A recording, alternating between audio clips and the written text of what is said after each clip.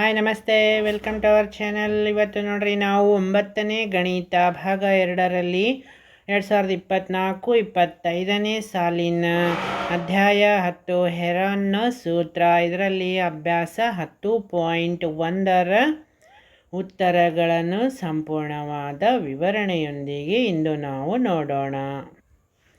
ಈಗ ನೋಡ್ರಿ, ಅಧ್ಯಾಯ 10 ಹೆರಾನ್ನ ಸೂತ್ರ ಅಂತ ಪಾಠದ ಹೆಸರು. ಹೆರಾನ್ ಅಂದರೆ ಯಾರಪ್ಪ? ಹೆರಾನ್ ಅಂದರೆ ಏನೊಬ್ಬ ವಿಜ್ಞಾನಿ, ಗಣಿತಜ್ಞ.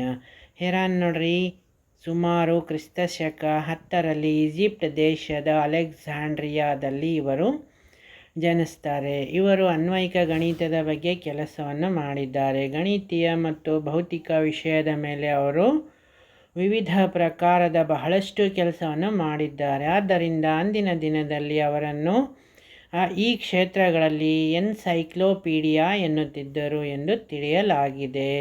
ಅವರ ಜ್ಯಾಮಿತೀಯ ಕೆಲಸಗಳು ಹೆಚ್ಚಾಗಿ ಕ್ಷೇತ್ರ ಗಣಿತದ ಸಮಸ್ಯೆಗಳ ಮೇಲೆಯೇ ಇದ್ದು ಅದನ್ನು 3 ಪುಸ್ತಕಗಳಲ್ಲಿ ಅವರು ಬರೆದಿದ್ದಾರೆ. ಮೊದಲ ಪುಸ್ತಕವು ಚೌಕಗಳ, ಆಯತಗಳ, ತ್ರಿಭುಜಗಳ, ತ್ರಾಪಿಜ್ಯಗಳ, ಬೇರೆ ಬೇರೆ ವಿಶಿಷ್ಟ ರೂಪದ ಸಿಲಿಂಡರ್ಗಳ, ಶಂಕುಗಳ, ಗೋಳಗಳ ಮುಂತಾದವುಗಳ ಮೇಲ್ಮೈ ವಿಸ್ತೀರ್ಣಗಳ ಬಗ್ಗೆ ಅದು ವಿವರಿಸುತ್ತದೆ. ಈ ಪುಸ್ತಕದಲ್ಲಿ ಹೆರಾನ್ನವರು ತ್ರಿಭುಜದ ವಿಸ್ತೀರ್ಣವನ್ನು ಅದರ 3 ಬಾಹುಗಳಲ್ಲಿ ವ್ಯಕ್ತಪಡಿಸಿ ಪ್ರಸಿದ್ಧವಾದ ಸೂತ್ರವನ್ನು Heron ನಿರೂಪಿಸಿದ್ದಾರೆ.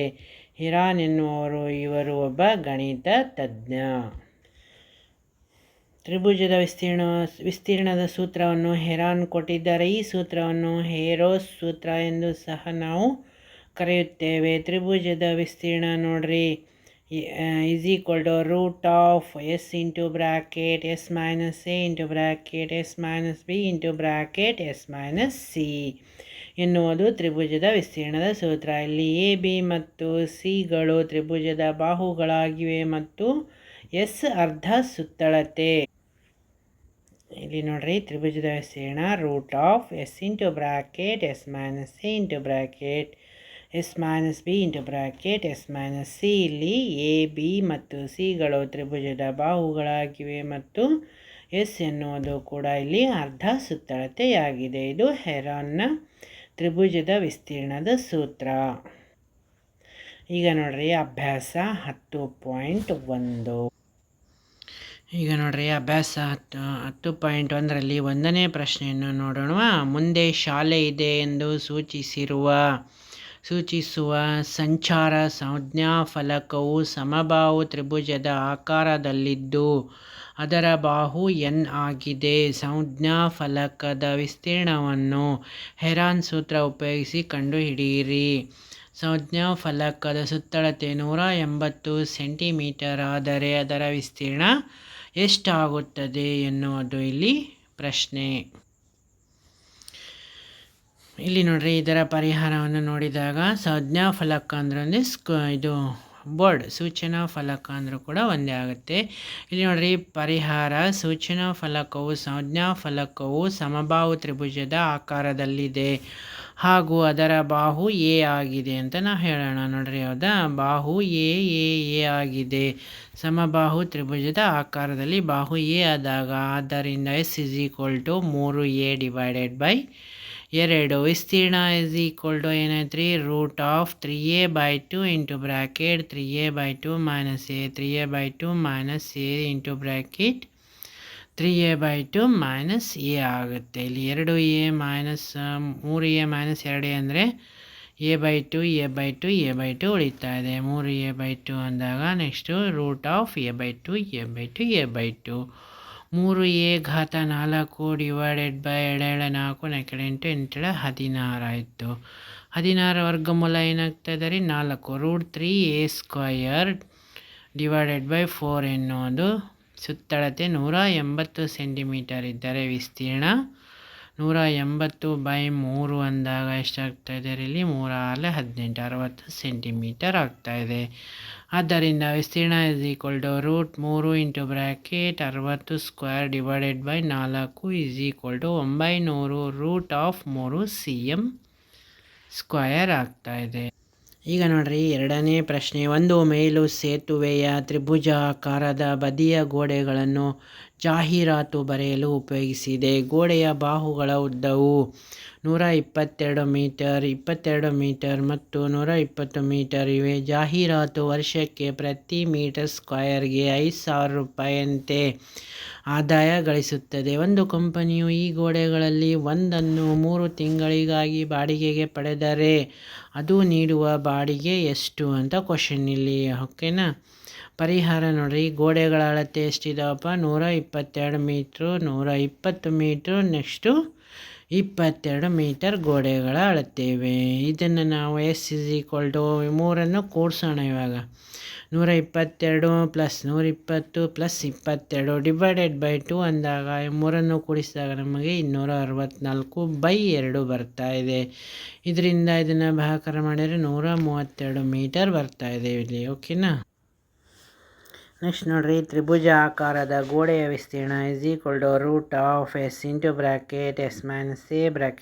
(S - B) (S - C) ಆಗ್ತಾ ಇದೆ. That's equal to √132. ಎಸ್ ಅಂದರೆ ಎಷ್ಟು ಬಂತಪ್ಪಲ್ಲಿ? 132 × 132 - 122, 132 - 120, 132 - 22.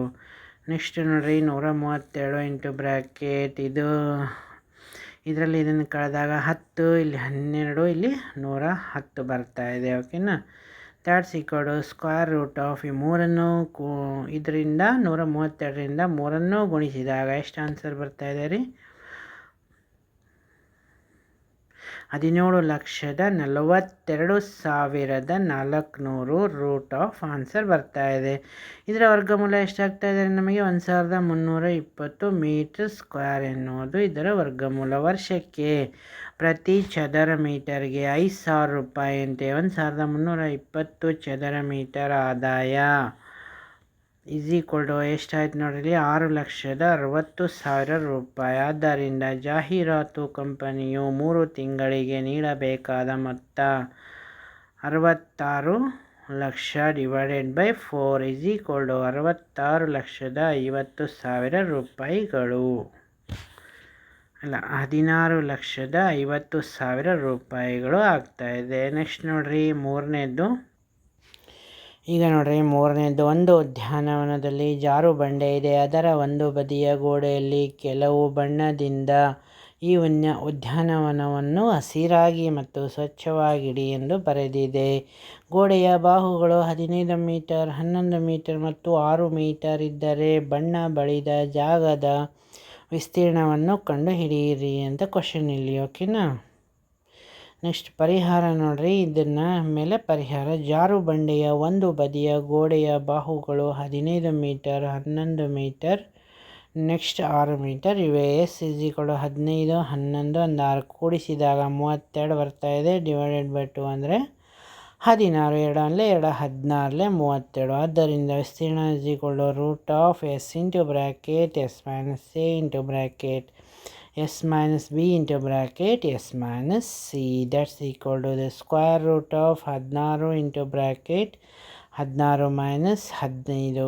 ಈ ಥರ ನಾವು ಮಾಡ್ತಾ 16 - 6 ಈ ಥರ ಮಾಡ್ತಾ ಹೋದಾಗ 1ರಿಂದ 1 ಕಳೆದಾಗ 16 × ಇಲ್ಲಿ 1, 5, 10 ಬರ್ತಾ ಇದೆ.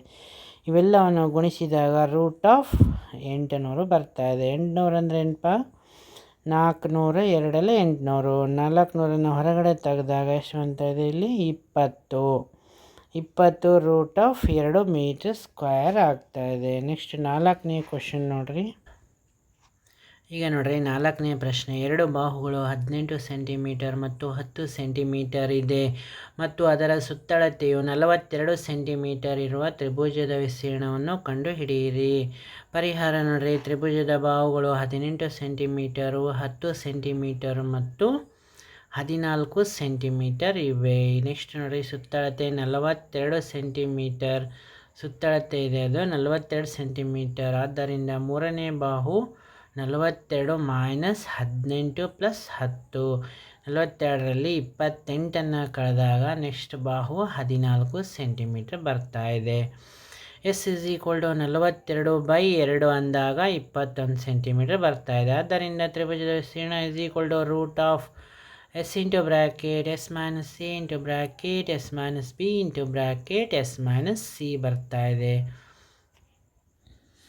ನೆಕ್ಸ್ಟ್ ನೋಡ್ರಿ, root of is equal to root of 21 into bracket 21 minus 18 into bracket 21 minus 10 into bracket 21 minus 14. That's equal to the root of 21 into bracket 3 into bracket 11 into bracket 7. That's equal to the square root of 4851 ಬರ್ತಾ ಇದೆ. ಇವನ್ನೆಲ್ಲವನ್ನು ಗುಣಿಸಿದಾಗ ಎಷ್ಟು ಬರುತ್ತೆ? 21 root of 11 centimetre square ಎನ್ನುವುದು ಇದನ್ನು ಬಿಡಿಸಿದಾಗ ಬಂದಂತಹ ಉತ್ತರವಾಗಿದೆ. Next ನೋಡ್ರಿ, 5ನೇದ್ದು, ಒಂದು ತ್ರಿಭುಜದ ಬಾಹುಗಳ ಅನುಪಾತವು 12:17:25 ಮತ್ತು ಅದರ ಸುತ್ತಳತೆಯು 540 ಸೆಂಟಿಮೀಟರ್ ಆಗಿದೆ. ಅದರ ವಿಸ್ತೀರ್ಣವನ್ನು ಕಂಡುಹಿಡಿಯಿರಿ. ಬಾಹುಗಳು 12x, 17x, 25xಗಳೇ ಆಗಿರಲಿ. ಈಗ ನೋಡ್ರಿ, 12x, 17x, 25x ಅಂದರೆ 540. ನೆಕ್ಸ್ಟ್ ನೋಡ್ರಿ, 54x = 540, x = 540/54 ಅಂದರೆ 10 ಸೆಂಟಿಮೀಟರ್ ಬರ್ತಾ ಇದೆ. ಆದ್ದರಿಂದ ಬಾಹುಗಳು 12 × 10, 17 × 10 25 × 10 120 ಸೆಂಟಿಮೀಟರ್, 170 ಸೆಂಟಿಮೀಟರ್, ನೆಕ್ಸ್ಟು 250 ಸೆಂಟಿಮೀಟರ್ ಆಗ್ತಾ ಇದೆ. Then next one is S = 540/2 ಅಂದರೆ ಎಷ್ಟಾಯ್ತಪ್ಪ ಇಲ್ಲಿ? 270 ಸೆಂಟಿಮೀಟರ್.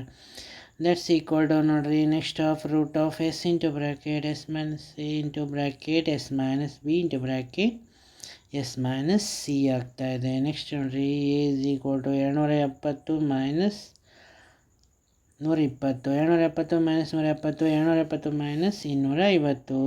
ಇವೆಲ್ಲ ಒಂದೊಂದು ಬಿಡಿಸಿ ಬರೆದಾಗ, ಸಂಕ್ಷೇಪಿಸಿ ಬರೆದಾಗ ನಮಗೆ ಎ = ರೂಟ್ ಆಫ್ 270, 150, 120 ಬರ್ತಾ ಇದೆ. ನೆಕ್ಸ್ಟ್ ನೋಡ್ರಿ, ಎ ನೋಡ್ರಿ ರೂಟ್ ಆಫ್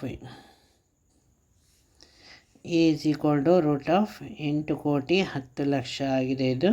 ಇದನ್ನು ನಾವು ವರ್ಗಮೂಲವನ್ನು ತೆಗೆದಾಗ 9,000 ಸೆಂಟಿಮೀಟರ್ ಸ್ಕ್ವೇರ್ ಬರ್ತಾ ಇದೆ. ನೆಕ್ಸ್ಟ್ ನೋಡ್ರಿ, ಆರನೇದು